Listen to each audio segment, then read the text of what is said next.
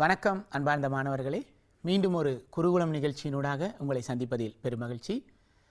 இன்று கணித பாடம் காப்போதர சாதாரண தர மாணவர்களுக்கான வரைவுகள் எனும் பாட அலகிலுள்ள மீட்டல் விடயங்களை பார்ப்போம். இன்று நாங்கள் இந்த வரைவுகள் தொடர்பான பாட விடயத்திலே முதலாவதாக நாங்கள் ஒரு நேர்கோடு தொடர்பான விடயத்தை பார்க்க போகின்றோம். அதாவது உருவில் எல்லினால் காட்டப்படும் நேர்கோட்டின் சமன்பாடு. இங்கு உருவிலே உங்களுக்கு எல்லினால் ஒரு நேர்கோடு காட்டப்பட்டுள்ளது. அந்த நேர்கோடினுடைய சமன்பாட்டை நாங்கள் காண வேண்டும். எனவே அந்த நேர்கோட்டினுடைய சமன்பாட்டை காண்பதற்கு முதலாவதாக இந்த y அச்சை இடைவெட்டும் புள்ளியினுடைய ஆள்கூறுகளை காண வேண்டும். எனவே y அச்சை இடைவெட்டும் புள்ளியினுடைய ஆள்கூறுகள் 0, 3. அடுத்ததாக x அச்சை இடைவெட்டும் புள்ளியினுடைய ஆள்கூறுகள் 3, 0. எனவே இந்த நேர்கோட்டினுடைய சமன்பாட்டை காண்பதற்கு முதலாவதாக நாங்கள் படித்திறனை காண்போம். எனவே படித்திறனை காண்பதற்கான சமன்பாடு y ஆள்கூறுகளின் வித்தியாசத்தின் கீழ் x ஆள்கூறுகளின் வித்தியாசம். எனவே இங்கு முதலாவதாக நாங்கள் y ஆள்கூறுகளின் வித்தியாசத்தை காணும் பொழுது ஒரு y ஆள்கூறிலிருந்து இன்னும் ஒரு y ஆள்கூறை கழிக்க வேண்டும். ஆகவே நான் முதலாவது இந்த y ஆள்கூறிலிருந்து கீழே உள்ள y ஆள்கூறை கழிக்கப் போகின்றேன். ஆகவே y ஆள்கூறு 3, 3லிருந்து இன்னும் ஒரு y ஆள்கூறு 0 கழிப்போம். அதற்கு ஒத்த x ஆள்கூறு 0லிருந்து ஆரம்பிக்க வேண்டும். எனவே இந்த 0லிருந்து கீழே உள்ள x ஆள்கூறு 3ஐ கழிக்க வேண்டும். ஆகவே படித்திறன் m சமன் 3 சய 0 கீழ் 0 சய 3 ஆக இருக்கும். எனவே 3லிருந்து 0 கழித்தால் அது 3, 0லிருந்து 3ஐ கழிக்கும் பொழுது அது மறை 3. எனவே 3 மறை 3ஆல் வகுபடும் பொழுது அது மறை 1. ஆகவே படித்திறன் ஆனது, இந்த நேர்கோட்டினுடைய படித்திறன் ஆனது மறை 1ஆக இருக்கும். அடுத்ததாக இந்த நேர்கோட்டினுடைய வெட்டுத்துண்டு. எனவே படித்திறனும் வெட்டுத்துண்டும் தெரிந்தால்தான் நாங்கள் அந்த நேர்கோட்டினுடைய சமன்பாட்டை காணலாம். வெட்டுத்துண்டு என்பது இந்த நேர்கோட்டு வரைபானது y அச்சை வெட்டும் புள்ளியின் y ஆள்கூறு. எனவே y அச்சை வெட்டுகின்ற புள்ளியினுடைய y ஆள்கூறு. எனவே இங்கு y அச்சை வெட்டும் புள்ளியினுடைய y ஆள்கூறு ஆனது 3. ஆகவே இந்த நேர்கோட்டினுடைய வெட்டுத்துண்டு C என்று அழைக்கப்படும். C ஆனது 3 ஆகும். ஆகவே இந்த நேர்கோட்டினுடைய சமன்பாடு, ஒரு நேர்கோட்டினுடைய சமன்பாட்டுக்கான பொது வடிவம் y சமன் mx சக C என்று அழைக்கப்படும். எனவே இந்த வடிவத்திலே நாங்கள் படித்திறன் mக்கும் வெட்டுத்துண்டு Cக்கும் பிரதியீடு செய்வோம். ஆகவே அவ்வாறு பிரதியிடும் பொழுது எங்களுக்கு நேர்கோட்டினுடைய சமன்பாடானது y சமன் மறை x சக 3 ஆக கிடைக்கும். இது தரப்பட்ட நேர்கோடு எல்லினுடைய சமன்பாடாகும். இனி இரண்டாவதாக தரப்பட்டுள்ள உருவில் உள்ள தகவல்களுக்கேற்ப நேர்கோடு ABயின் சமன்பாடு. இங்கு பாருங்கள், உங்களுக்கு 2 நேர்கோடுகள் தரப்பட்டுள்ளன. அந்த 2 நேர்கோடுகளும் ஒன்றுக்கொன்று சமாந்தரம் என்பது அம்புக்குறி தலை மூலம் காட்டப்பட்டுள்ளது. எனவே 2 நேர்கோடுகள் ஒன்றுக்கொன்று சமாந்தரமாக காணப்படும் பொழுது அவற்றினுடைய படித்திறன்கள் சமன். ஆகவே இந்த 2 நேர்கோடுகளினுடைய படித்திறன்கள் சமன் என்பதால் ABயினுடைய படித்திறன் ஆனது மேலே தரப்பட்டுள்ள நேர்கோட்டினுடைய படித்திறனுக்கு சமனாக இருக்கும். ஆகவே நாங்கள் மேலே தரப்பட்ட இந்த நேர்கோட்டினுடைய படித்திறனை காண்பதனூடாக AB எனும் நேர்கோட்டினுடைய படித்திறனை காணலாம். ஆகவே முதலாவது மேலே தரப்பட்ட அந்த நேர்கோட்டினுடைய படித்திறனை காண்பதற்கு அந்த நேர்கோடானது y அச்சை வெட்டுகின்ற புள்ளியினுடைய ஆள்கூறை காண்போம். எனவே y அச்சை வெட்டுகின்ற புள்ளியினுடைய ஆள்கூறு 0, 4. இப்பொழுது நாங்கள் படித்திறன் காண்பதற்கான சமன்பாட்டை பிரயோகிப்போம். எனவே படித்திறன் ஆனது y ஆள்கூறுகளின் வித்தியாசத்தின் கீழ் x ஆள்கூறுகளின் வித்தியாசம் என்று தெரியும். எனவே இங்கு y ஆள்கூறுகளின் வித்தியாசத்தை காணும் பொழுது 6லிருந்து மற்றும் ஒரு y ஆள்கூறு 4ஐ கழிப்போம். அதற்கு ஒத்த x ஆள்கூறு 3லிருந்து 0ஐ கழிப்போம். ஆகவே 6லிருந்து 4ஐ கழிக்கும் பொழுது 2, 3லிருந்து 0ஐ கழிக்கும் பொழுது 3. ஆகவே படித்திறன் ஆனது 3ல் 2ஆக இருக்கும். எனவே இது மேலே தரப்பட்ட நேர்கோட்டினுடைய படித்திறன். அந்த படித்திறன் ஆனது கீழே காணப்படும் AB என்னும் நேர்கோட்டினுடைய படித்திறனுக்கு சமன். காரணம், அவை சமாந்தர நேர்கோடுகள் என்பதால். ஆகவே AB என்னும் நேர்கோட்டினுடைய படித்திறனும் 3ல் 2 ஆகும். அத்துடன் AB என்னும் நேர்கோடானது உற்பத்தியினூடாக செல்கின்றது. எனவே உற்பத்தியினூடாக செல்வதால் அந்த AB என்னும் நேர்கோட்டினுடைய வெட்டுத்துண்டு 0. ஆகவே வெட்டுத்துண்டு C ஆனது 0ஆக இருக்கும். இனி நேர்கோட்டிற்கான சமன்பாட்டுக்கான பொது வடிவம் y சமன் mx சக C எனும் சமன்பாடு. ஆகவே இந்த சமன்பாட்டிலே m ஆனது 3ல் 2, C ஆனது 0 ஆகவே ஏபியினுடைய சமன்பாடு y சமன் 3/2 x ஆகும். இது உற்பத்தியினோடு செல்வதால் இந்த நேர்கோட்டினுடைய வெட்டுத்துண்டு 0 இருக்கும். அடுத்த வினா 2y சமன் 6x சய1 என்ற நேர்கோட்டிற்கு சமாந்தரமாகவும் 0, என்னும் புள்ளிக்கூடாகவும் செல்லும் நேர்கோட்டின் சமன்பாட்டை காண்க. எனவே தரப்பட்ட நேர்கோடானது 2y சமன் 6x சய1. இந்த நேர்கோட்டிற்கு சமாந்தரமான நேர்கோடு. எனவே எங்களுக்கு தெரியும் சமாந்தரமான நேர்கோடுகளுக்கான படித்திறன்கள் சமன். ஆகவே தரப்பட்ட முதலாவது நேர்கோட்டினுடைய படித்திறனை காண்போம். எனவே இங்கு 2y சமன் 6x சய1 என்பதால் எங்களுக்கு நேர்கோட்டினுடைய சமன்பாடு y சமன் mx சக c என்ற வடிவிலே இருக்க வேண்டும். ஆகவே நாங்கள் y-ஐ பெற்றுக்கொள்வதற்கு இடப்பக்கமும் வலப்பக்கமும் 2ஆல் வகுப்போம். எனவே இவ்வாறு 2ஆல் வகுக்கும் பொழுது எங்களுக்கு இந்த நேர்கோட்டினுடைய சமன்பாடானது y சமன் 3x சய அரை ஆக கிடைக்கும். எனவே இதிலிருந்து படித்திறன் ஆனது எக்ஸின் குணகமாக இருக்கும். ஆகவே படித்திறன் m 3 இருக்கும். எனவே தரப்பட்ட நேர்கோட்டினுடைய படித்திறன் 3. இந்த நேர்கோட்டிற்கு சமாந்தரமாக இன்னும் ஒரு நேர்கோடு செல்கின்றதால் அந்த சமாந்தர கோட்டினுடைய படித்திறனும் 3 இருக்கும். அத்தோடு அந்த நேர்கோடானது 0, என்னும் புள்ளியினூடாக செல்கின்றது. எனவே 0, என்னும் புள்ளியினூடாக செல்லும் பொழுது இங்கு x ஆல் கூறு 0 காணப்படுவதால் y ஆல் கூறு -3 என்பது அந்த நேர்கோட்டினுடைய வெட்டுத்துண்டாக இருக்கும். ஆகவே எங்களுக்கு இந்த ஆள்கூறிலிருந்து நேரடியாக வெட்டுத்துண்டை காணக்கூடியதாக இருக்கும். ஆகவே வெட்டுத்துண்டு ஆனது -3. எனவே படித்திறன் 3, வெட்டுத்துண்டு -3. எனவே நேர்கோட்டினுடைய சமன்பாட்டுக்கான பொது வடிவம் y சமன் mx சக c. இந்த பொது வடிவத்திலே படித்திறன் 3ஐயும் வெட்டுத்துண்டு -3ஐயும் பிரதியிடும் பொழுது எங்களுக்கு தேவையான நேர்கோட்டினுடைய சமன்பாடு y சமன் 3x சய 3 ஆக கிடைக்கும். இனி அடுத்த வினா. இனி 4வது வினாவானது எங்களுக்கு இருபடி சார்புகள் தொடர்பான வினா. சார்பு y சமன் x வர்க்கம் சக 2x சய 2இன் வரைபை வரைவதற்குரிய பூரணமற்ற அட்டவணை கீழே தரப்பட்டுள்ளது. எனவே இங்கு அட்டவணையிலே நீங்கள் அவதானிக்கலாம், உங்களுக்கு ஒரே ஒரு இடைவெளி தரப்பட்டுள்ளது. ஏனைய பெறுமதிகள் உங்களுக்கு அட்டவணையிலே பூரணப்படுத்தப்பட்டுள்ளன. முதலாவது பகுதி வினாவை பாருங்கள். x சமன் -2 இருக்கும் போது x சமன் -2 இருக்கும் பொழுது y-இனுடைய பெருமானத்தை காண்க. ஆகவே நாங்கள் தரப்பட்ட சார்பினுடைய சமன்பாட்டிலே x-ற்கு பதிலாக -2ஐ பிரதியிடுவோம். ஆகவே x-ற்கு -2ஐ பிரதியிடும் பொழுது இங்கு பாருங்கள், முதலாவதாக y சமன் x வர்க்கத்தில் நாங்கள் x-ற்கு -2ஐ பிரதியிடும் பொழுது -2இன் வர்க்கம் சக 2 தர -2 சய 2. எனவே முதலாவது -2இனுடைய வர்க்கத்தை காண்போம். -2இனுடைய வர்க்கம் -2 தர -2, அது நேர் 4. அடுத்ததாக இரண்டாவதாக நேர் 2 பெருக்கல் -2. எனவே நேர் 2ஐ -2ஆல் பெருக்கும் பொழுது அது -4, இறுதியாக -2. ஆகவே இவற்றை சுருக்கும் பொழுது 4இலிருந்து 4ஐ கழிக்கும் பொழுது 0, 0இலிருந்து 2ஐ கழித்தால் அது -2 ஆகும். எனவே y-இனுடைய பெறுமதி x ஆனது -2 இருக்கும் பொழுது y-இனுடைய பெறுமதியும் -2 பெறப்படுகின்றது.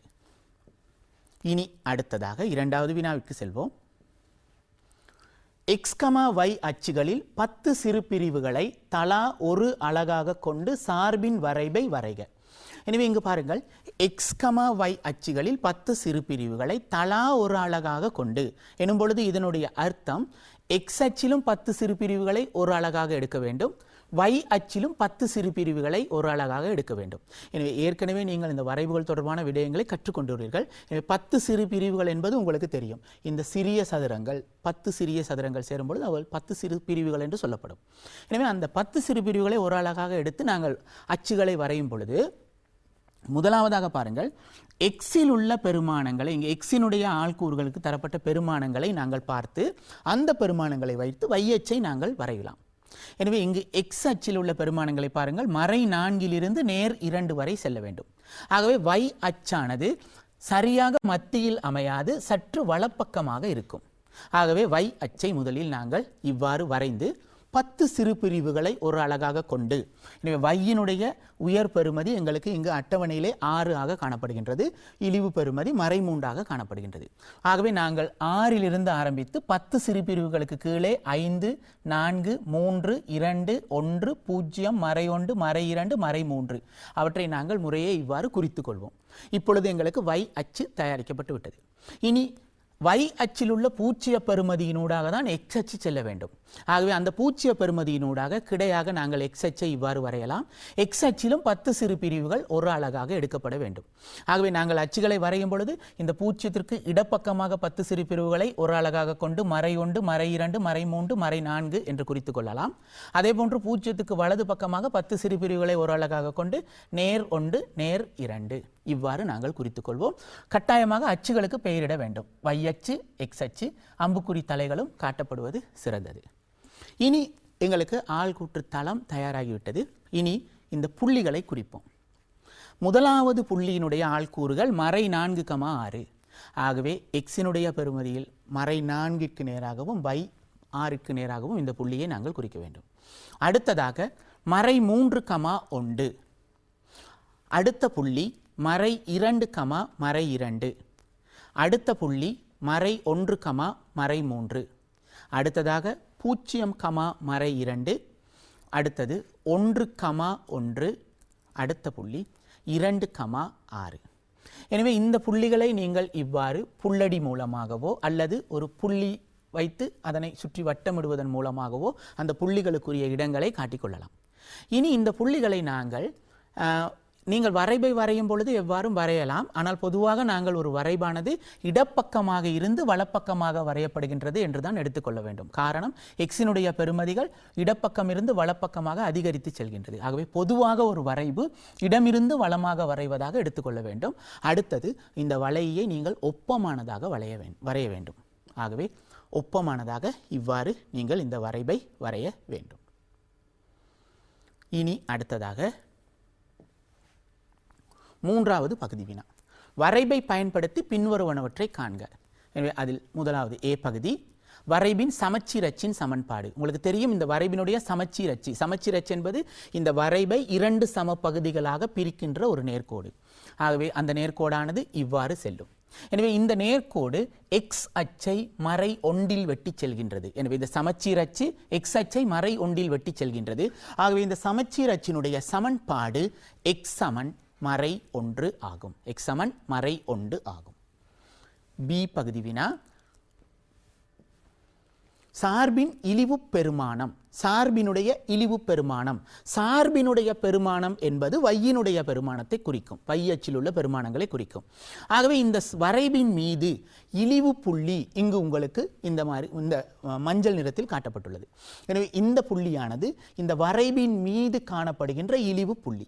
எனவே அந்த புள்ளிக்கு நேர் எதிரே உள்ள சார்பினுடைய பெருமானம் எனும் பொழுது வை அச்சில் உள்ள பெருமானம். ஆகவே வை அச்சில் இந்த புள்ளிக்கு நேரெதிரே உள்ள பெருமானம் மறை 3. எனவே வை ஆள்கூறு மறை 3. ஆகவே சார்பினுடைய இழிவு பெருமானம் என்பது இழிவு புள்ளிக்கு நேரே உள்ள வையில் உள்ள ஆள்கூறு. ஆகவே அதனுடைய பெருமானம் மறை 3. எனவே சார்பின் இழிவு பெருமானம் மறை 3 ஆகும். அடுத்ததாக திரும்பட்புள்ளியின் ஆள்கூறுகள். சார்பினுடைய திரும்பட்புள்ளியின் ஆள்கூறுகள். எனவே இந்த புள்ளிதான் வரைபினுடைய திரும்பட்புள்ளி. அதாவது நாங்கள் இடமிருந்து வலமாக இவ்வாறு வரைபை வரைந்து கொண்டு செல்லும் பொழுது எங்களுக்கு மேலிருந்து கீழே வந்து இந்த புள்ளியிலே சார்பானது மீண்டும் மேல் நோக்கி திரும்புகின்றது. வரைபானது மீண்டும் மேல் நோக்கி திரும்புகின்றது. ஆகவே இந்த புள்ளி திரும்பட்புள்ளி என்று சொல்லப்படும்.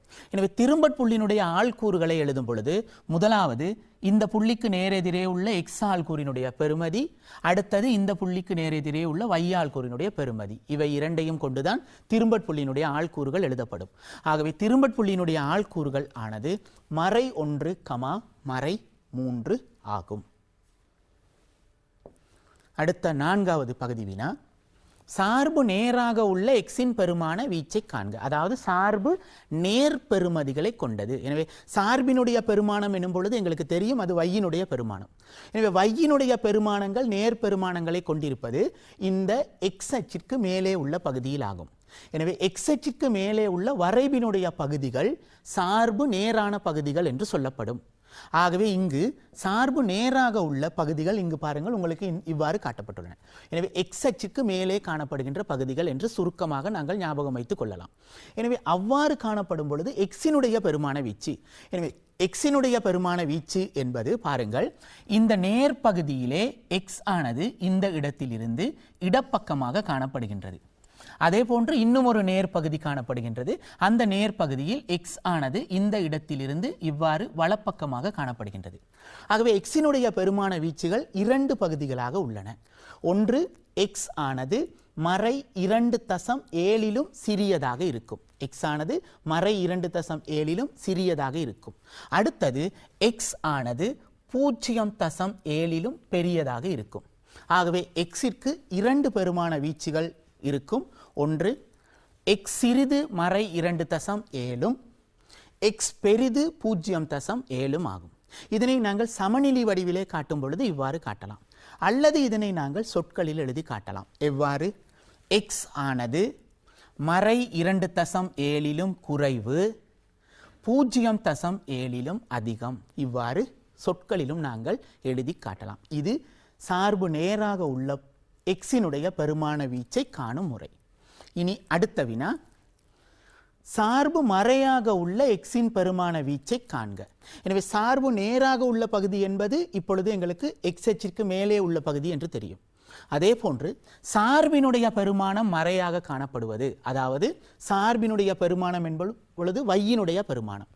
வையினுடைய பெருமானங்கள் மறையாக காணப்படுவது எக்ஸ் அச்சிற்கு கீழே உள்ள பகுதியில்.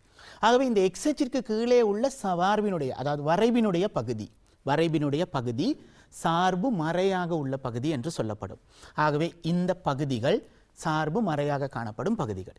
எனவே இங்கு எக்ஸினுடைய பெருமானங்களை காணும் பொழுது இந்த வரைபினுடைய பகுதி ஒரே பகுதியாக காணப்படுவதால் எக்ஸ் ஆனது இந்த புள்ளிக்கும் இந்த புள்ளிக்கும் இடையில் காணப்படும் பெறுமதிகளை எடுக்கும்.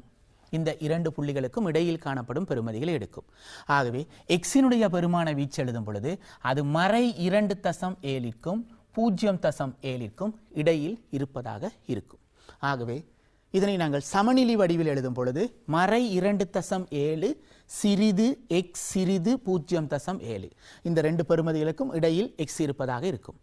அல்லது இதனை நாங்கள் சொற்களில் எழுதும் பொழுது எக்ஸ் ஆனது மறை 2.7க்கும் 0.7க்கும் இடையில் இருக்கும் என்று எழுதலாம். இங்கு இந்த சமநிலைகளிலே சமன் போடப்படாமைக்கு காரணம் என்ன? இங்கு சிறிது பெரிது, இங்கு சிறிது சிறிது ஆகிய குறியீடுகள் மாத்திரமே காட்டப்பட்டுள்ளன. இங்கு சமன் போடப்படாமைக்கு காரணத்தை நீங்கள் விலகிக் கொள்ள வேண்டும். அதாவது சார்பின் பெருமானம் நேராக உள்ள எக்ஸின் பெருமான வீச்சு, அதாவது சார்பின் பெருமானம் நேராக உள்ளது எனும் பொழுது இந்த புள்ளியிலே பாருங்கள், இந்த மறை 2.7 எனும் புள்ளியிலே சார்பினுடைய பெருமானம் எனும் பொழுது வையினுடைய பெருமானம். ஆகவே இந்த புள்ளியில் வையினுடைய பெருமானம் 0 என்பது நேர் அல்ல. ஆகவே நாங்கள் இந்த புள்ளியிலே சமன் இட முடியாது. அதே போன்றுதான் இந்த 0.7 எக்ஸ் ஆனது 0.7 இந்த புள்ளியிலும் சார்பினுடைய பெருமானம் 0. ஆகவே சார்பினுடைய பெருமானம் 0 இருப்பதால் அது நேர் அல்ல. ஆகவே 0.7ற்கும் அந்த எக்ஸினுடைய பெருமதி சமனாக இராது.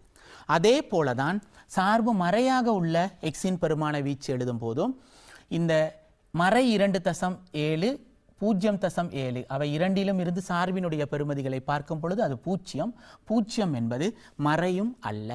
ஆகவே இங்கும் நாங்கள் சமன் போடக்கூடாது. அடுத்த வினாவை பார்ப்போம். சார்பு நேராக குறையும் எக்ஸின் பெருமான வீச்சை காண்க. இனி சார்பு நேராக குறைகின்ற பகுதி எங்களுக்கு தெரியும். பொதுவாக ஒரு வரைபானது இடமிருந்து வலமாக வரைவதாக எடுத்துக்கொள்ளப்பட வேண்டும். அவ்வாறு நாங்கள் வரையும் பொழுது இந்த புள்ளியிலே இருந்து நாங்கள் கீழ் நோக்கி எக்ஸ் அச்சை வெட்டும் புள்ளி வரை வரும் பொழுது எங்களுக்கு சார்பானது நேர் பெறுமதிகளோடாக குறைகின்றது. அதே போல இந்த புள்ளியிலிருந்து இந்த இழிவு புள்ளி வரை நாங்கள் வரைபை வரைந்து கொண்டு வரும் பொழுது சார்பானது மறை பெறுமதிகளினூடாக குறைகின்றது. அதே போன்று இந்த இழிவு புள்ளியிலிருந்து எக்ஸ் அச்சை வெட்டும் புள்ளி வரை வரைபை நாங்கள் வரையும் பொழுது சார்பானது மறை பெறுமதிகளினூடாக அதிகரிப்பதாக இருக்கும். அதே போன்று எக்ஸ் அச்சிற்கு மேலே காணப்படுகின்ற இந்த வரைவு தொடர்ந்து செல்லும் பொழுது அந்த பகுதியிலே சார்பினுடைய பெருமானமானது நேராக அதிகரிப்பதாக இருக்கும். எனவே இங்கு வரைபானது இவ்வாறு 4 பகுதிகளாக பிரிக்கப்படலாம். ஒன்று சார்பு நேராக குறையும் பகுதி, மறையாக குறையும் பகுதி, மறையாக அதிகரிக்கும் பகுதி, நேராக அதிகரிக்கும் பகுதி என்று 4 பகுதிகளாக பிரிக்கப்படலாம். அதில் ஒரு பகுதி இங்கு உங்களுக்கு வினவப்பட்டுள்ளது. சார்பு நேராக குறையும் எக்ஸின் பெருமான வீச்சு. எனவே சார்பு நேராக குறைகின்ற பகுதி இந்த பகுதி என்பதால் அந்த பகுதியிலே எக்ஸ் ஆனது மறை 2.7 சிறிதாக இருக்கும். ஆகவே எக்ஸினுடைய பெருமான வீச்சு எக்ஸ் சிறிது மறை 2.7 அல்லது எக்ஸ் ஆனது மறை 2.7 குறைவு என்று எழுதலாம். அடுத்த வினா, சார்பு மறையாக குறையும் எக்ஸின் பெருமான வீச்சு. எனவே இப்போ எங்களுக்கு தெரியும் சார்பு மறையாக குறைகின்ற பகுதி அது இந்த பகுதி ஆகும். எனவே இந்த பகுதியிலே எக்ஸினுடைய பெருமானங்களை காணும் பொழுது, எனவே இந்த பகுதியிலே இந்த சார்பு மறையாக குறைகின்ற இந்த பகுதியிலே எக்ஸினுடைய பெருமானங்களை காணும் பொழுது ஒரு பெருமதி மறை 2.7, அடுத்த பெருமதி எக்ஸ் மறை 1. ஆகவே எக்ஸ் ஆனது இந்த 2 பெருமதிகளுக்கும் இடையில் இருக்கும். எனவே இதனை நாங்கள் சமநிலை வடிவிலே காட்டும் பொழுது மறை 2.7 சிறிது எக்ஸ் சிறிது மறை 1 என்று எழுதலாம். அல்லது எக்ஸ் ஆனது மறை 2.7க்கும் மறை 1க்கும் இடையில் இருக்கும் என்று எழுதலாம். இனி அடுத்த வினா, சார்பு மறையாக அதிகரிக்கும் எக்ஸின் பெருமான வீச்சு. சார்பு மறையாக அதிகரிக்கும் பகுதி எங்களுக்கு தெரியும் இந்த பகுதி. ஆகவே இந்த பகுதியிலே எக்ஸினுடைய பெருமான வீச்சுகளை காண வேண்டும். சார்பு மறையாக அதிகரிக்கும் பகுதி இந்த பகுதி. ஆகவே இந்த பகுதியிலே எக்ஸினுடைய பெருமான வீச்சுகளை காணும் பொழுது எக்ஸ் ஆனது மறை 1க்கும் 0.7க்கும் இடையில் இருக்கும். இங்கு இவ்வாறு எக்ஸினுடைய பெருமதி காணப்படும். ஆகவே இதனை நாங்கள் சமநிலை வடிவிலே எழுதும் பொழுது மறை 1 சிறிது எக்ஸ் சிறிது 0.7 அல்லது எக்ஸ் ஆனது மறை 1க்கும் 0.7க்கும் இடையில் இருக்கும் என்று எழுதலாம். அடுத்த வினா, சார்பு நேராக அதிகரிக்கும் எக்ஸின் பெருமான வீச்சு. எனவே சார்பு நேராக அதிகரிக்கும் பகுதி இந்த பகுதியாகும். இந்த பகுதியிலே சார்பு நேராக அதிகரித்து செல்கின்றது, நேர் பெருமதிகளினூடாக அதிகரித்து செல்கின்றது. ஆகவே எக்ஸினுடைய பெருமதியானது இந்த 0.7 அதிகரித்து செல்வதாக இருக்கும். ஆகவே 0.7 விட அதிகரித்து செல்வதாக இருக்கும். ஆகவே அதனை நாங்கள் குறியீட்டிலே காட்டும் பொழுது சமநிலை வடிவிலே எக்ஸ் பெரிது 0.7 அல்லது எக்ஸ் ஆனது 0.7 அதிகம் என்று எழுதி காட்டலாம். இவை எக்ஸினுடைய பெருமான வீச்சுக்களை இவ்வாறான சந்தர்ப்பங்களிலே எழுதுகின்ற முறைகள். இனி அடுத்ததாக எக்ஸ் வர்க்கம் சக 2x சய 2 சமன் 0 மூலங்களை வரைபை பயன்படுத்தி காண்க. அதாவது தரப்பட்ட ஒரு சார்பினுடைய சமன்பாட்டை பயன்படுத்தி நாங்கள் வரைபை வரைந்தோம். அந்த வரைபை பயன்படுத்தி நாங்கள் இங்கு தரப்பட்டுள்ள ஒரு இருபடி சமன்பாட்டினுடைய மூலங்களை காண வேண்டும். அது வரைபை பயன்படுத்தி காண வேண்டும். எனவே வரைபை பயன்படுத்தி ஒரு இருபடி சமன்பாட்டினுடைய மூலங்களை காண வேண்டிய சந்தர்ப்பங்களிலே முதலாவதாக நாங்கள் தரப்பட்ட சார்பினுடைய சமன்பாடும் தரப்பட்ட இருபடி சமன்பாடும் ஒரே வடிவில் இருக்கின்றதா, ஒரே மாதிரியாக இருக்கின்றதா என்று பார்க்க வேண்டும். ஆகவே அவ்வாறு ஒப்பீடு செய்து பார்க்கும் பொழுது எங்களுக்கு இங்கு விளங்கும் எக்ஸ் வர்க்கம் சக 2x சய 2 சமன்பாட்டில் எக்ஸ் வர்க்கம் சக 2x சய 2 எனும் பகுதிகள் உள்ளன. சார்பினுடைய சமன்பாட்டில் y சமன் என்று இருக்கின்றது, இருபடி சமன்பாட்டில் சமன் 0 என்று இருக்கின்றது. ஆகவே இங்கு எங்களுக்கு ஒரு விஷயம் புலப்படும். அதாவது சார்பினுடைய சமன்பாட்டிலே y சமன் 0 ஆகும் பொழுது இந்த இருபடி சமன்பாடு எங்களுக்கு கிடைக்கும். ஆகவே இந்த சார்பினுடைய சமன்பாட்டை நாங்கள் இவ்வாறு எழுதி y சமன் 0 ஆகும் பொழுது எங்களுக்கு இந்த இருபடி சமன்பாடு கிடைக்கின்றது. எக்ஸ் வர்க்கம் சக 2x சய 2 சமன் 0 என்று. எனவே இந்த இருபடி சமன்பாட்டினுடைய மூலங்களை காணும் பொழுது y ஆனது 0 இருக்க வேண்டும். எனவே y சமன் 0 என்பது ஒரு நேர்கோடு, அதாவது அது y அச்சை 0 வெட்டி செல்லும் ஒரு கிடைக்கோடு. எனவே y அச்சை பூஜ்ஜியத்தில் வெட்டி செல்லும் கிடைக்கோடு என்பது இங்கு x அச்சு.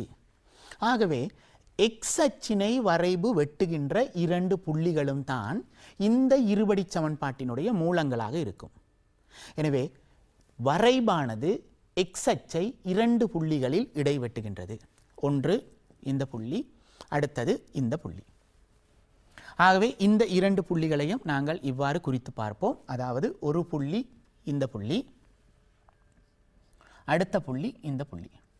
எனவே இந்த இரண்டு புள்ளிகளையும் நாங்கள் பார்க்கும் பொழுது ஒரு புள்ளியினுடைய பெறுமதி, அதாவது எக்ஸ் ஆல்குறினுடைய பெறுமதி -2.7. அடுத்த வெட்டு புள்ளியினுடைய பெறுமதி, எக்ஸ் ஆல்குறினுடைய பெறுமதி 0.7. ஆகவே வரைபு எக்ஸ் அச்சை வெட்டும் புள்ளிகள் இந்த இருபடி சமன்பாட்டினுடைய மூலங்களாக இருக்கும். எனவே அவை இரண்டும் x = -2.7 அல்லது x = 0.7 ஆக இருக்கும். எனவே வரைபை பயன்படுத்தி ஒரு இருபடி சமன்பாட்டினுடைய மூலங்களை காணும் பொழுது நாங்கள் இந்த படிமுறைகளை பின்பற்றுவோம். இந்த படிமுறைகளை பின்பற்றும் பொழுது எங்களுக்கு அந்த இருபடி சமன்பாட்டினுடைய இரண்டு மூலங்களும் கிடைக்கக்கூடியதாக இருக்கும். இனி அடுத்த வினாவை பார்ப்போம். -3 சிறிது அல்லது சமன் x சிறிது அல்லது சமன் -2 எனும் வீச்சில் சார்பு எடுக்கும் உயர்வு பெருமானம், இழிவு பெருமானம் என்பவற்றை காண்க. எனவே எக்ஸினுடைய வீச்சொன்று இங்கு தரப்பட்டுள்ளது. அதாவது -3 சிறிது அல்லது சமன் x சிறிது அல்லது சமன் -2. ஆகவே நாங்கள் இங்கு இரண்டு நேர்கோடுகளை வரைவோம். ஒன்று x = -3 எனும் நேர்கோடு. x = -3 எனும் நேர்கோடு என்பது x அச்சை -3இல் வெட்டி செல்லும் ஒரு நிலைக்குத்து கோடு. சமன் தரப்பட்டுள்ளதால் நாங்கள் தொடர்ச்சியாக கோட்டினை வரையலாம். அடுத்ததாக x = -2 எனும் நேர்கோடு.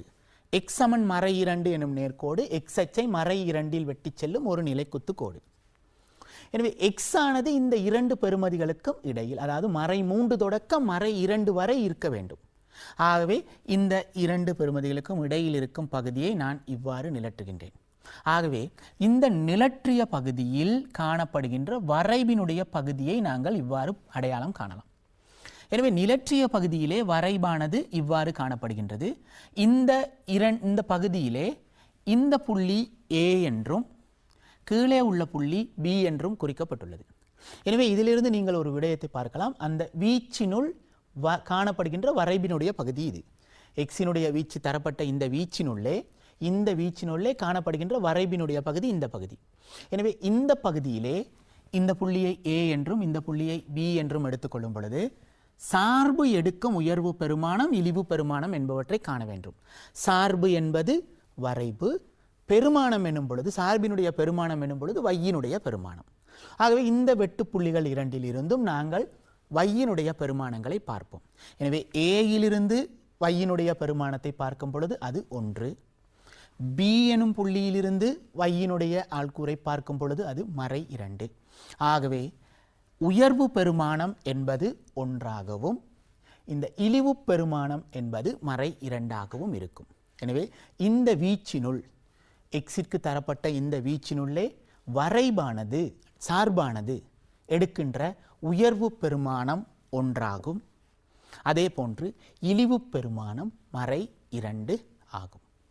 எனவே தரப்பட்ட வீச்சை நாங்கள் இவ்வாறு நிலற்றி அந்த நிலற்றிய பகுதியிலே காணப்படுகின்ற வரைபினுடைய பகுதியை இனம் கண்டு அந்த வரைபினுடைய பகுதியிலிருந்து சார்பினுடைய பெருமானம் எனும் பொழுது வையச்சிலுள்ள வை ஆள்கூறுகளை பார்க்க வேண்டும். அவ்வாறு பார்க்கும் பொழுது A எனும் புள்ளியிலிருந்து வையிற்கான வை ஆள்கூறு உயர்வு பெருமானமாகவும், B எனும் புள்ளியில் இருந்து வையினுடைய ஆள்கூறு இழிவு பெருமானமாகவும் இருக்கும் இந்த வீச்சினுள். ஆகவே உயர்வு பெருமானம் 1, இழிவு பெருமானம் -2 ஆக இருக்கும். இனி அடுத்த வினா. அடுத்ததாக நாங்கள் இந்த சார்பின் வரைபை பருமட்டாக வரைதல் தொடர்பான விடயங்களை பார்க்க போகின்றோம். எனவே வினா இலக்கம் 5, சார்பு y = x வர்க்கம் சய 6x சக 5 கருதுக. எனவே இந்த இருபடி சார்பை நாங்கள் கருதுகின்றோம். முதலாவது பகுதி வினா, இச்சார்பின் சமன்பாட்டை y = எக்ஸ் சக ஏ முழுவதின் வர்க்கம் சக பி எனும் வடிவில் எழுதுக. எனவே இந்த வடிவை நாங்கள் நிறைவர்க்க கோவை வடிவம் என்று சொல்வோம். எனவே இந்த வடிவிலே நாங்கள் சார்பினுடைய சமன்பாட்டை எழுதுவதற்கு முதலாவது தரப்பட்ட சார்பினுடைய சமன்பாடை எடுத்து அந்த சமன்பாட்டிலே நாங்கள் இங்கு நீங்கள் அவதானிக்கலாம், அதாவது எக்ஸ் வர்க்கம் எனும் குணகமும் எக்ஸில் அமைந்த குணகத்தையும் அப்படியே வைத்துக்கொண்டு அடுத்ததாக நாங்கள் மாறிலி உறுப்பு ஒன்றை சேர்க்க போகின்றோம். அந்த மாறிலி உறுப்பை நாங்கள் எவ்வாறு சேர்ப்போம் என்றால், எக்ஸினுடைய குணகத்தின் அரைவாசியின் வர்க்கத்தை கூட்டி கழிக்க வேண்டும்.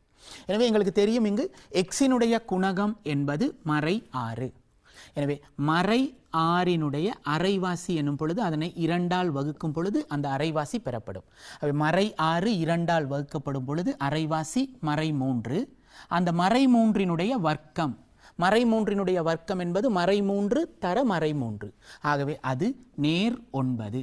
எனவே முதலாவதாக நாங்கள் நேர் 9ஐ கூட்டி அந்த நேர் 9ஐ கழிக்கும் பொழுது சமன்பாட்டிலே எந்த விதமான மாற்றமும் இல்லை. அடுத்ததாக இந்த நேர் 5 அதனை நாங்கள் எழுதி கொள்கின்றோம். அப்பொழுது பாருங்கள், தரப்பட்ட சார்பினுடைய சமன்பாட்டை அப்படியே எழுதி முதலாம் உறுப்பு இரண்டாம் உறுப்புகளை அப்படியே எழுதுவோம். எக்ஸ் வர்க்கத்தில் உள்ள உறுப்பு, எக்ஸில் உள்ள உறுப்பு. அடுத்ததாக எக்ஸின் குணகத்தின் அரைவாசியின் வர்க்கம், அதனை கூட்டி கழிக்க வேண்டும். இறுதியாக இந்த சக 5. இனி முதல் 3 உறுப்புகளை மாத்திரம் எடுத்து கவனிக்கும் பொழுது எக்ஸ் வர்க்கம் மறை 6x சக 9 இவை மாத்திரம் எடுத்து கவனிக்கப்படும் பொழுது இந்த கோவையை, இந்த மூவுறுப்பு கோவையை நாங்கள் நிறைவர்க்க கோவையாக எழுதலாம்.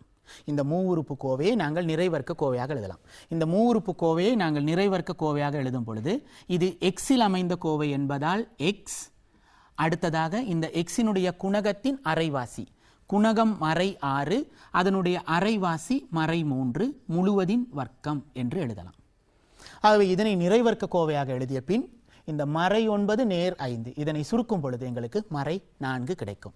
ஆகவே இந்த சமன்பாடானது இப்பொழுது y சமன் x சய 3 முழுவதின் வர்க்கம் சய 4 என்று கிடைக்கும்.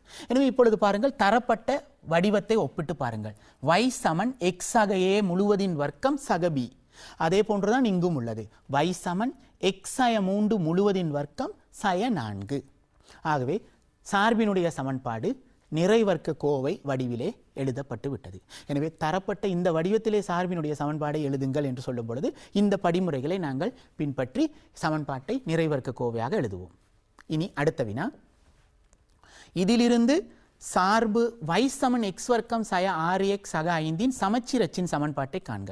எனவே சார்பினுடைய சமச்சீரச்சினுடைய சமன்பாட்டை காணும் பொழுது சார்பினுடைய சமன்பாடானது நிறைவர்க்க கோவை வடிவிலே எழுதப்படுவது கட்டாயமானது. அப்பொழுதுதான் எங்களுக்கு இலகுவாக சமச்சீரச்சினுடைய சமன்பாட்டை காணக்கூடியதாக இருக்கும். எனவே நாங்கள் முதற் படிமுறையிலே இந்த சமன்பாட்டை x சய 3 முழுவதின் வர்க்கம் சய 4 என்று எழுதியிருந்தோம்.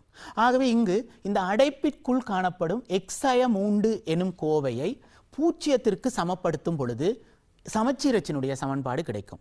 ஆகவே அடைப்பிற்குள் காணப்படும் x சய 3 எனும் கோவையை பூஜ்ஜியத்துக்கு சமப்படுத்துவோம்.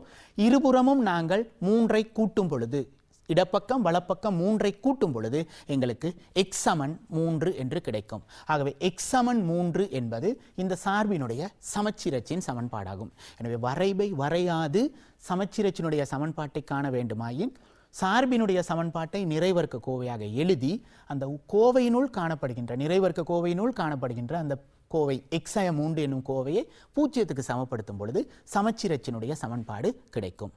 இனி அடுத்த வினா, சார்பு y சமன் x வர்க்கம் சய 6x சக 5 இழிவு பெருமானம் யாது? இழிவு பெருமானத்தை காண்பதற்கும், வரைவை வரையாது இழிவு பெருமானத்தை காண்பதற்கும் நாங்கள் இந்த நிறைவர்க்க கோவையை பயன்படுத்துவோம். இந்த நிறைவர்க்க கோவை வடிவத்தை பயன்படுத்துவோம். இந்த வடிவத்திலே இப்பொழுது பாருங்கள், இந்த நிறைவர்க்க கோவைக்கு வெளியில் காணப்படுகின்ற மறை 4, இந்த மறை 4 என்பது சார்பினுடைய இழிவு பெருமானமாக இருக்கும். ஆகவே இழிவு பெருமானம் என்பது மறை 4 ஆகும். அடுத்ததாக சார்பு y சமன் x வர்க்கம் சய 6x சக 5 திரும்பட்புள்ளியின் ஆள்கூறுகளை காண்க. எனவே இந்த சார்பினுடைய திரும்பட்புள்ளியினுடைய ஆள்கூறுகளை காண்பதற்கும் இந்த நிறைவர்க்க கோவை வடிவம் எங்களுக்கு தேவை.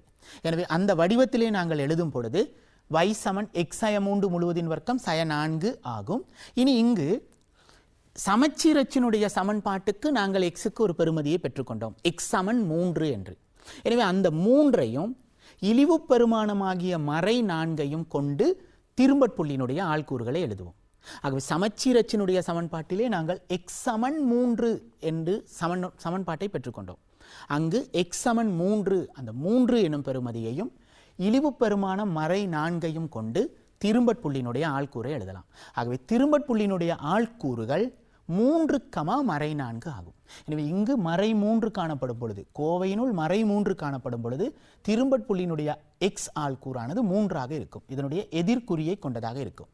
ஆனால் இழிவு பெறுமதி அப்படியே இங்கு y ஆள்கூறாக இடம்பெறும். அடுத்த வினா, சார்பு y சமன் x வர்க்கம் சய 6x சக 5 வரைவை பருமட்டாக வரையப் போகின்றோம். பருமட்டாக வரையும் பொழுது எங்களுக்கு ஆள்கூற்று தளத்தில் சரியாக நாங்கள் பெறுமதிகளை எடுத்து வரைய தேவையில்லை. ஆனாலும் ஓரளவு நாங்கள் அந்த பெறுமதிகளை ஊகித்து வரைய வேண்டும். அவ்வாறு வரையும் பொழுது முதலாவது பாருங்கள், சமச்சீரச்சினுடைய சமன்பாடு x சமன் 3, அதாவது வரைவை 2 சமபகுதிகளாக பிரிக்கின்ற அந்த நேர்கோடு. எனவே அது சமச்சீரச்சு. சமச்சீரச்சானது x அச்சை நேர் 3இல் வெட்டி செல்லுகின்ற ஒரு நிலைக்குத்து கோடாக இருக்கும். எனவே இது சமச்சீரச்சு. எனவே இந்த கோடு பற்றி வரைவினுடைய இரு பக்கங்களிலும் இடப்பக்கமும் வரப்பக்கமும் சமனாக வரைவு செல்ல வேண்டும். இரண்டாவதாக இழிவு பெருமானம். எனவே வரைவினுடைய இழிவு புள்ளிக்கு, அதாவது இழிவு புள்ளிக்கு நேரெதிரே உள்ள y ஆள்கூறினுடைய பெறுமதி மறை 4. எனவே அது x அச்சிற்கு கீழாக இவ்வாறு y அச்சின் மீது காணப்படும். எனவே இந்த பெறுமதி மறை 4, இது இழிவு பெறுமதியாக இருக்கும். ஆகவே இந்த புள்ளியானது திரும்பட்புள்ளியாக இருக்கும். அதாவது 3, மறை 4 என்பது திரும்பட்புள்ளி. ஆகவே 3, மறை 4 எனும் பொழுது இந்த புள்ளி திரும்பட்புள்ளியாக இருக்கும்.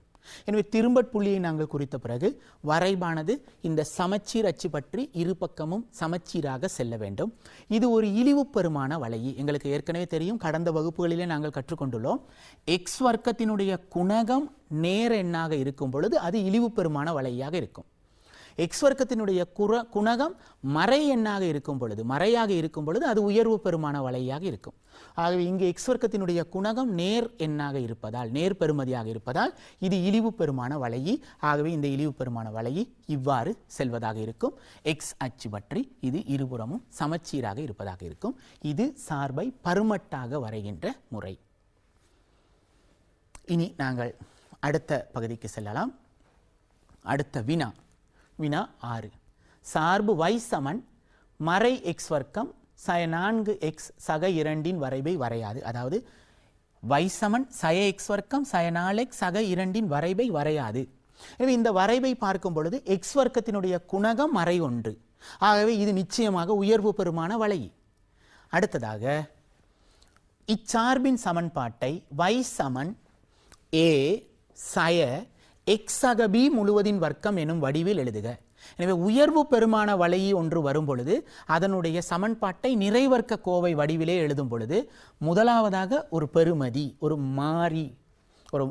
மாறிலி பெறுமதி a சய, அடுத்ததாக நிறைவர்க்க கோவை x சக b முழுவதின் வர்க்கம் என்று அமைய வேண்டும்.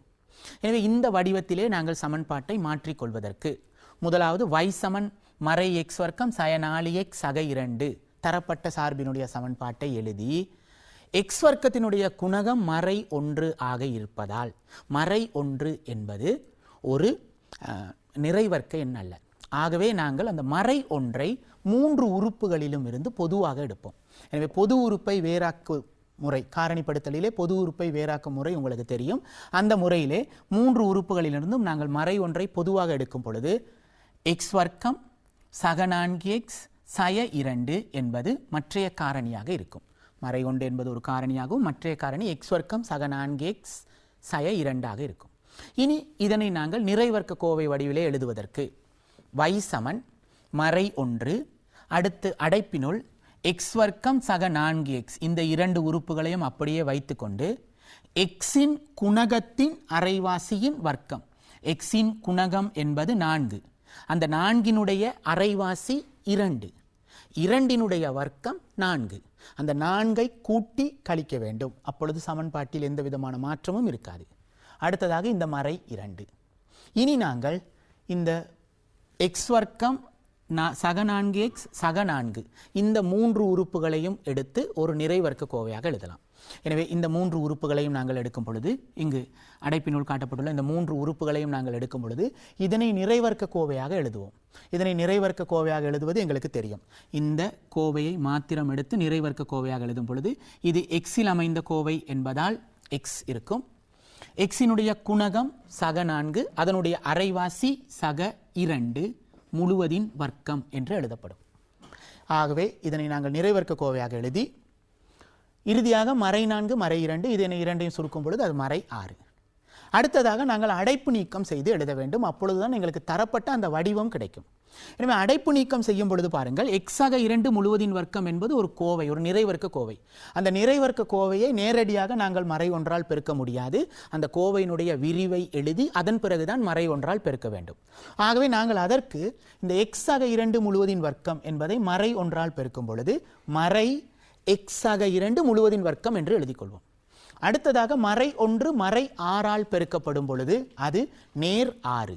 ஆகவே நேர் 6ஐ முதலிலும் மறை எக்ஸாக 2 முழுவதின் வர்க்கத்தை இரண்டாவதும் எழுதும் பொழுது எங்களுக்கு அந்த கூறப்பட்ட வடிவம் கிடைக்கும்.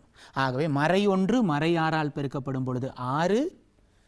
அடுத்ததாக மறை 1 எக்ஸாக 2 முழுவதின் வர்க்கத்தால் பெருக்கப்படும் பொழுது மறை எக்ஸாக 2 முழுவதின் வர்க்கம் கிடைக்கும். எனவே இது சார்பினுடைய சமன்பாட்டை தரப்பட்ட நிறைவர்க்க கோவை வடிவில் எழுதும் முறை.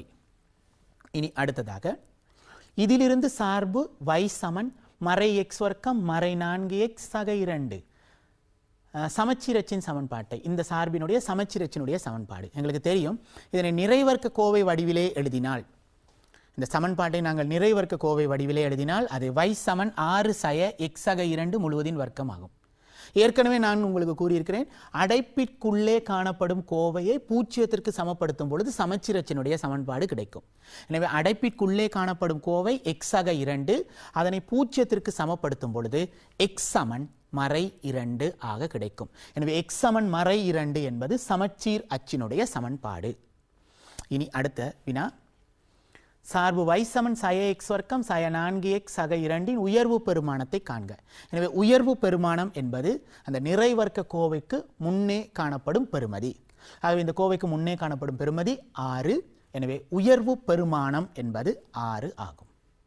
இனி அடுத்த வினா, சார்பு y சமன் சய x வர்க்கம் சய 4x சக 2இன் திரும்பட் புள்ளியின் ஆள்கூறுகளை காண்க. எனவே நிறைவர்க்க கோவை வடிவிலே இந்த எக்ஸாக 2 எனும் கோவையை பூஜ்ஜியத்திற்கு சமப்படுத்தும் பொழுது சமச்சீரச்சினுடைய சமன்பாடு கிடைக்கும். அது எக்ஸ் சமன் மறை 2.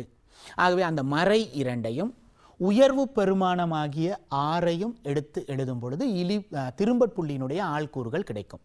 எனவே மறை 2,6 என்பது திரும்பட் புள்ளியினுடைய ஆள்கூறுகளாக இருக்கும். இங்கு அடைப்பினுள் காணப்படுகின்ற நேர் 2இனுடைய எதிர்குறி இங்கு இடம்பெறும். எனவே அது மறை 2 எக்ஸ் ஆள்கூறினுடைய பெறுமதி. உயர்வு பெருமானம் 6 என்பது y ஆள்கூறினுடைய பெறுமதியாக இருக்கும். இனி அடுத்த வினாவை பாருங்கள். வினா இலக்கம் 7. y சமன் எக்ஸாக 1 முழுவதின் வர்க்கம் சய 4 எனும் சார்பின் வரைபை பயன்படுத்தி இருபடி சமன்பாடு x வர்க்கம் சக 2x சய 3 சமன் பூஜ்ஜியத்தின் மூலங்களை காண்க. எனவே நான் ஏற்கனவே கூறியது போல ஒரு சார்பினுடைய வரைபை பயன்படுத்தி இருபடி சமன்பாட்டினுடைய மூலங்களை காணும் பொழுது சார்பினுடைய சமன்பாட்டையும் இருபடி சமன்பாட்டையும் ஒப்பிட வேண்டும். சார்பினுடைய சமன்பாடு y சமன் எக்ஸாக 1 முழுவதின் வர்க்கம் சய 4.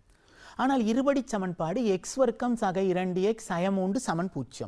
இவை இரண்டும் இப்பொழுது பார்க்கும் பொழுது ஒரே மாதிரியான சமன்பாடுகளாக எங்களுக்கு தென்படவில்லை. ஆகவே இந்த இருபடி அந்த சார்பினுடைய சமன்பாட்டை நிறைவர்க்க கோவையை நாங்கள் விரித்தெழுதி சுருக்கும் பொழுது இந்த இருபடி சமன்பாடு பெறப்படுகின்றதா என்பதை பார்ப்போம். ஆகவே முதலாவதாக சார்பினுடைய சமன்பாட்டை எழுதி இந்த நிறைவர்க்க கோவையை நாங்கள் விரித்தெழுதுவோம். ஆகவே இதனை நாங்கள் விரித்தெழுதும் பொழுது y சமன் எக்ஸ் வர்க்கம் சக 2x சக 1 அடுத்ததாக சய 4. முதலாம் உறுப்பினுடைய வர்க்கம் 2 உறுப்புகளின் பெருக்குத் தொகையின் இருமடங்கு இரண்டாம் உறுப்பினுடைய வர்க்கம். அவ்வாறு நாங்கள் விரித்தெழுதலாம். அடுத்தது சய 4. எனவே இந்த சக 1 சய 4 இதனை சுருக்கும் பொழுது எங்களுக்கு அது சய 3 கிடைக்கும். எனவே இப்பொழுது சார்பினுடைய சமன்பாடு y சமன் எக்ஸ் வர்க்கம் சக 2x சய 3. இப்பொழுது சார்பினுடைய சமன்பாட்டையும் தரப்பட்ட இருபடி சமன்பாட்டையும் ஒப்பிட்டு பார்ப்போம். ஆகவே சார்பினுடைய சமன்பாட்டிலே y சமன் 0 ஆகும் பொழுது எங்களுக்கு இருபடி சமன்பாடு கிடைக்கும். ஆகவே இந்த இருபடி சமன்பாட்டினுடைய மூலங்களை காண்பதற்கு y சமன் 0 என்னும் கோடு, அதாவது x அச்சு, x அச்சை இந்த வரைபு 2 புள்ளிகளில் இடைவெட்டும். ஒன்று இங்கு உருவில் காட்டப்பட்டுள்ளது போன்று A எனும் புள்ளி, அடுத்தது B எனும் புள்ளி. x அச்சை வரைபானது 2 புள்ளிகளில் இடைவெட்டும். ஒன்று A எனும் புள்ளி, அடுத்தது B எனும் புள்ளி. ஆகவே A எனும் புள்ளியில் உள்ள x ஆள்கூறு மறை 3, B எனும் புள்ளியில் உள்ள x ஆள்கூறு 1. ஆகவே xின் மூலங்கள், ஆகவே இந்த சமன்பாட்டில் உள்ள மூலங்கள் x சமன் மறை 3 அல்லது x சமன் 1 ஆகும். எனவே தரப்பட்ட சார்பினுடைய சமன்பாட்டை விரித்தெழுதி சுருக்குவதன் மூலம் இவ்வாறான சமன்பாட்டை பெறலாம். இந்த சமன்பாட்டை இருபடி சமன்பாட்டுடன் ஒப்பிடும் பொழுது y சமன் 0 ஆகும் போது எங்களுக்கு அந்த இருபடி சமன்பாடு கிடைக்கும். ஆகவே y சமன் 0 என்பது x அச்சு. x அச்சை வரைவு இடைவெட்டும் 2 புள்ளிகளிலும் உள்ள x ஆள்கூறுகள் இந்த இருபடி சமன்பாட்டினுடைய மூலங்களாக இருக்கும். இனி அடுத்த வினா, y சமன் மறை x முழுவதின் வர்க்கம் சக 4 எனும் சார்பின் வரைபை பயன்படுத்தி இருபடி சமன்பாடு x வர்க்கம் சய 2x சய 3 சமன் 0 மூலங்களை காண்போம். எனவே முதல் போன்றுதான் தரப்பட்ட வரைபினுடைய சார்பினுடைய சமன்பாடானது ஒரு நிறைவர்க்க கோவை வடிவிலே உள்ளது. எனவே ஒரு நிறைவர்க்க கோவை வடிவிலே இருக்கும் பொழுது அதனை நாங்கள் விரித்தெழுத வேண்டும். ஆனால் இங்கு இது ஒரு உயர்வு பெருமான வளையி, ஆதலால் x வர்க்கத்தின் அந்த கோவைக்கு முன்னால் காணப்படுகின்ற மறை எங்களுக்கு முக்கியமான ஒன்று. இனி நாங்கள் முதலாவதாக சார்பினுடைய சமன்பாட்டை எடுத்து இந்த x1 முழுவதின் வர்க்கம் என்னும் நிறைவர்க்க கோவையை விரித்தெழுதுவோம். ஆனால் அந்த கோவையினுடைய முழு விரிவும் மறை 1ஆல் பெருக்கப்பட வேண்டும். ஏனென்றால் இங்கு மறை 1 உள்ளது. ஆகவே நாங்கள் இந்த நிறைவர்க்க கோவையை விரித்தெழுதும் பொழுது அதனை அடைப்பிற்குள்ளே எழுத வேண்டும். அதன் பிறகு அடைப்பு நீக்கம் செய்து சுருக்க வேண்டும். இப்பொழுது பாருங்கள், y சமன் மறை அதாவது மைனஸ் இந்த x1 முழுவதின் வர்க்கத்தை விரித்தெழுதுவோம். x வர்க்கம் மறை 2x நேர் 1. முதலாம் உறுப்பின் வர்க்கம் 2 உறுப்புகளின் பெருக்குத் தொகையின் இருமடங்கு இரண்டாம் உறுப்பின் வர்க்கம். எனவே இந்த 3 உறுப்புகளும் மறை 1ஆல் பெருக்கப்பட வேண்டும். அதற்காக தான் இங்கு அடைப்பிட்டு காட்டப்பட்டுள்ளது. இனி அடைப்பு நீக்கியதன் பின் நாங்கள் 4உடன் சுருக்குவோம். ஆகவே அடைப்பு நீக்கும் பொழுது ஒவ்வொரு உறுப்பையும் தனித்தனியாக மறையால் பெருக்க வேண்டும். ஆகவே y சமன் மறை x வர்க்கம் மைனஸ் மறையால் பெருக்கப்படும் பொழுது நேர், ஆகவே அது நேர் 2x, மறை நேரால் பெருக்கப்படும் பொழுது மறை 1, அடுத்ததாக நேர் 4. இதனை நாங்கள் சுருக்கும் பொழுது y சமன் சய x வர்க்கம் சக 2x சய 1 சக 4 சுருக்கும் பொழுது சக 3. ஆகவே இது எங்களுக்கு இறுதியாக கிடைக்கின்ற சமன்பாடு. ஆனால் இப்பொழுதும் நீங்கள் சார்பினுடைய சமன்பாட்டையும் இருபடி சமன்பாட்டையும் ஒப்பிட்டு பாருங்கள். இப்பொழுதும் நீங்கள் அதனை ஒப்பிட்டு பார்க்கும் பொழுது அது சமனாக எங்களுக்கு தென்படவில்லை. ஆகவே நாங்கள் இந்த சார்பினுடைய சமன்பாட்டை இருபுறமும் மறை 1ஆல் பெருக்குவோம். இடது பக்கமும் வலது பக்கமும் மறை 1ஆல் பெருக்குவோம். அப்பொழுது எங்களுக்கு சய y சமன் சக x வர்க்கம் சய 2x சய 3 ஆக கிடைக்கும். ஒவ்வொரு உறுப்பையும் நாங்கள் சயவால் பெருக்கும் பொழுது சய y சமன் சக x வர்க்கம் சய 2x சய 3 ஆக கிடைக்கும். இப்பொழுது சமன்பாட்டை ஒப்பிட்டு பாருங்கள் இருபடி சமன்பாட்டுடன். மறை y 0 ஆகும் பொழுது, மறை y ஆனது 0 ஆகும் பொழுது அல்லது y 0 ஆகும் பொழுது எங்களுக்கு அந்த இருபடி சமன்பாடு கிடைக்கும். y 0 ஆகும் பொழுது மறை yயும் 0 ஆகும். ஆகவே எங்களுக்கு இருபடி சமன்பாடு x வர்க்கம் சய 2x சய 3 சமன் 0 மூலங்கள் இந்த வரைபானது y சமன் 0 எனும் கோடு x அச்சாகும். x அச்சை இடைவெட்டும் புள்ளிகளில் உள்ள தீர்வுகள். ஆகவே வரைபு x அச்சை a, b எனும் புள்ளிகளில் இடைவெட்டுகின்றது. a எனும் புள்ளியிலே xினுடைய ஆள்கூறின் பெறுமதி மறை 1, b எனும் புள்ளியிலே x ஆள்கூறு 3. ஆகவே இந்த இருபடி சமன்பாட்டினுடைய மூலங்கள் x சமன் மறை 1 அல்லது x சமன் 3 ஆகும். இனி அடுத்த வினாவிற்கு செல்வோம். உருவில் உள்ள சார்பின் சமன்பாட்டை y சமன் x சக a முழுவதின் வர்க்கம் சக b எனும் வடிவில் எழுதுக. எனவே இங்கு பாருங்கள், உங்களுக்கு இங்கு ஒரு சார்பு உங்களுக்கு ஏற்கனவே வரையப்பட்டு தரப்பட்டுள்ளது. எனவே இந்த சார்பினுடைய சமன்பாட்டை y சமன் x சக a முழுவதின் வர்க்கம் சக b எனும் வடிவில் ஒரு நிறைவர்க்க கோவை வடிவிலே எழுத வேண்டும். எனவே ஒரு நிறைவர்க்க கோவை வடிவிலே எழுதுவதற்கு பிரதானமாக நாங்கள் இரண்டு விடயத்தை கவனத்தில் கொள்ள வேண்டும். இது இழிவு பெருமான சார்பு என்பதால் உங்களுக்கு வரைவை பார்த்தவுடன் புலப்படும், இது இழிவு பெருமான சார்பு. ஆகவே இந்த இழிவு பெருமான சார்பிலே இரண்டு விடயங்கள் எங்களுக்கு முக்கியமாக தெரிய வேண்டும். ஒன்று சமச்சீர் அச்சினுடைய சமன்பாடு, அடுத்தது இழிவு பெருமானம். எனவே சமச்சீர் அச்சினுடைய சமன்பாடு என்பது எங்களுக்கு தெரியும். இந்த வரைவை இரண்டு சம பகுதிகளாக பிரிக்கின்ற அச்சு. ஆகவே அது x சமன் சய 2 ஆகும். ஆகவே சமச்சீர் அச்சின் சமன்பாடு x சமன் சய 2. இது முதலாவது விடயம். இரண்டாவது இழிவு பெருமானம். இழிவு பெருமானம் என்பது ஆக கீழே காணப்படுகின்ற புள்ளி, இழிவு புள்ளியினுக்கு நேரெதிரே உள்ள வையினுடைய ஆள்கூறு. ஆகவே அது மறை 2. ஆகவே இழிவு பெருமானம் மறை 2. எனவே இவை இரண்டையும் பயன்படுத்தி நாங்கள் இந்த வடிவத்திலே சார்பினுடைய சமன்பாட்டை பெற்றுக்கொள்ளலாம். எவ்வாறு? x சமன் சய 2 x சமன் சய 2 என்பது சமச்சீர் அச்சினுடைய சமன்பாடு. இங்கு நாங்கள் இருபுறமும் 2ஐ கூட்டுவோம், இடப்பக்கமும் வலப்பக்கமும் 2ஐ கூட்டுவோம். அப்பொழுது எங்களுக்கு x சக 2 சமன் 0 என்று கிடைக்கும். ஆகவே இந்த கோவையை நாங்கள் நிறைவர்க்க கோவையாக எழுதுவோம். ஆகவே எங்களுக்கு சார்பினுடைய சமன்பாடானது இந்த வடிவத்திலே எழுதப்படும் பொழுது அது x சக 2 முழுவதின் வர்க்கம், அடுத்ததாக இழிவு பெருமானம் மறை 2. ஆகவே சார்பினுடைய சமன்பாடு y சமன் x சக 2 முழுவதின் வர்க்கம் சய 2 ஆக கிடைக்கும். எனவே சமச்சீர் அச்சினுடைய சமன்பாடும் இழிவு பெருமானமும் தெரிந்தால் நாங்கள் இந்த வடிவத்திலே சார்பினுடைய சமன்பாட்டை பெற்றுக்கொள்ளலாம். இனி அடுத்ததாக வினா 10. உருவில் உள்ள சார்பின் சமன்பாட்டை x சக a x சக b எனும் வடிவில் எழுதுக. இது நிறைவர்க்க கோவை வடிவம் அல்ல. ஆகவே இவ்வாறான இரண்டு கோவைகளாக தரப்படும் பொழுது வரைபானது x அச்சை இடைவெட்டும் புள்ளிகள் இரண்டும் எங்களுக்கு கட்டாயமாக தேவை. x அச்சை இடைவெட்டும் புள்ளிகளிலே x ஆள் கூறுகள் எங்களுக்கு கட்டாயமாக தேவை.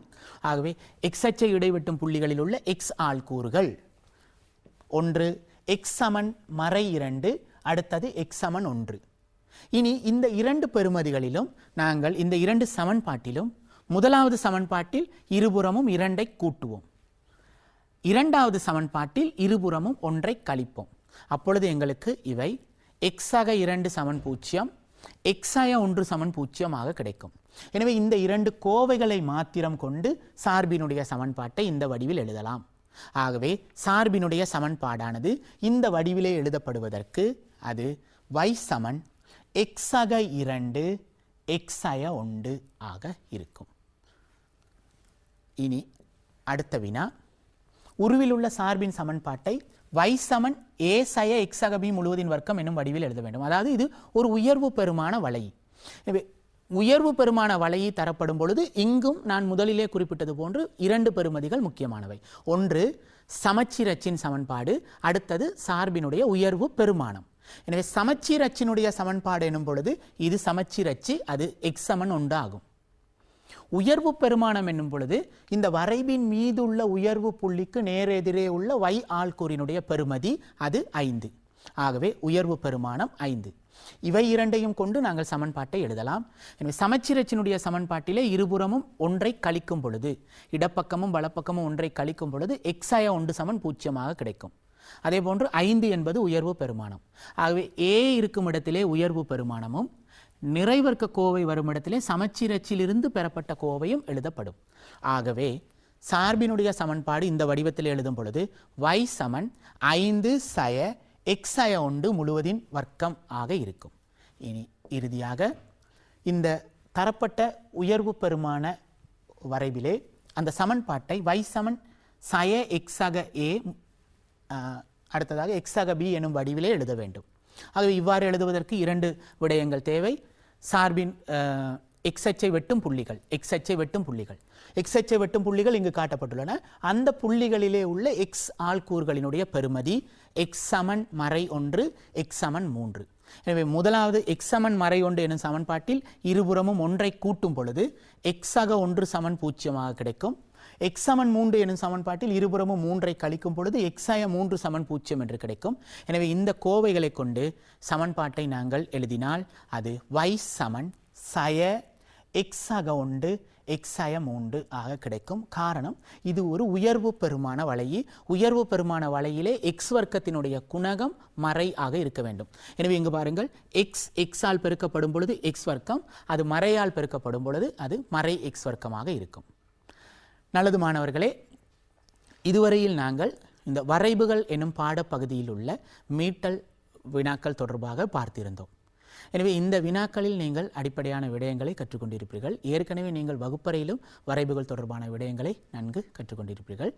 இனி அடுத்த ஒரு வகுப்பறையிலே நாங்கள் இந்த வரைவுகள் தொடர்பான மேலதிக வினாக்களை நாங்கள் செய்து பார்க்க இருக்கின்றோம். அதுவரையில் உங்களுக்கு நன்றி கூறி விடைபெற்றுக் கொள்கின்றேன். நன்றி, வணக்கம்.